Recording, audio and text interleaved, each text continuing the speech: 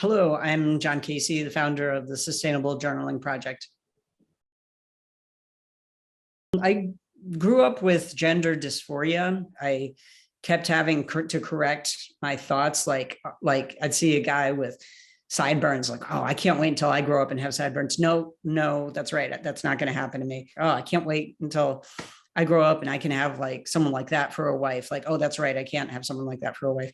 Or like I just kept having to reprogram all these thoughts that were naturally occurring. And it also resulted in me being unable to see a futures, to see myself as an adult. And it really impacted my self-esteem, because I saw everyone around me in my age group moving forward and like moving forward with careers. And I graduated college with a degree in painting, but after that, I was just bouncing around from job to job, and just these kind of low commitment jobs that continued until I started to learn about gender dysphoria. I was working in a lesbian bar, and there were some of the staff members were gender non-conforming.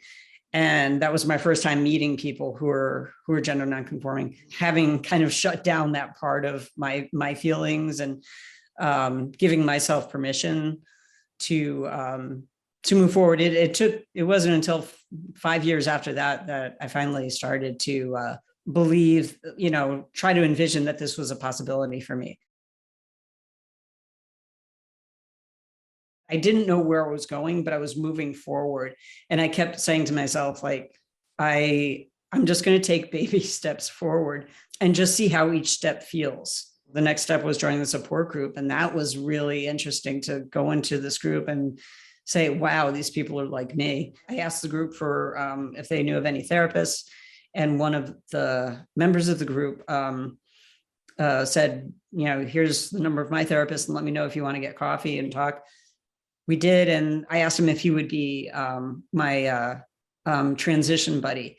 So we decided that every Thursday we would check in and see where we were in meeting our goals of changing our social security number, passport, and driver's license, and our name change.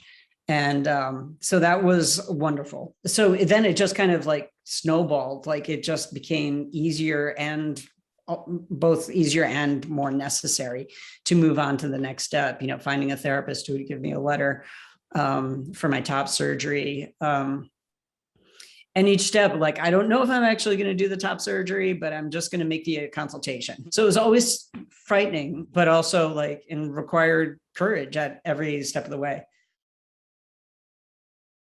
I just remind myself on a regular basis that, at every point I was doing the best I could with the information that I had. Fortunately, when transitioning, when I at an older age, starting when I was 46, at least I had a bit more insight than I did when I was younger, and was able to know that the members of my family who had difficulty with the change in my identity, knowing that they would come to it on their own. But it's also like, this whole experience is a lesson in finding balance between being patient and moving forward.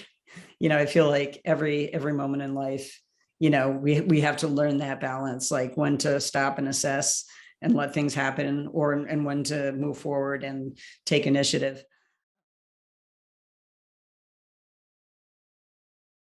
I would encourage them to make a list of their resources and continue to look for more resources, and have that list ready and accessible. As part of that, the ask for help.